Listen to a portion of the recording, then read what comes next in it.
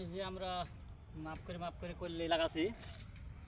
এই যে এই মাপটা দিলে আপনার বাহান দিতে সুবিধা হবে, আর প্রতিটা খুঁচের মাপে মাপে কল্যার গাছটা উঠে যাবে।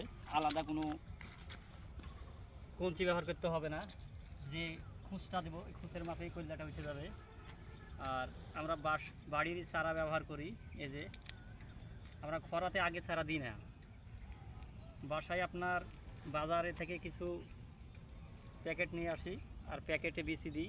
দেওয়ার পরে গাছ এরকম হয়ে গেলে পরে এই যে এমন করে লাগাচ্ছি। দেখেন এই যে সুবিধা আছে, এই তো।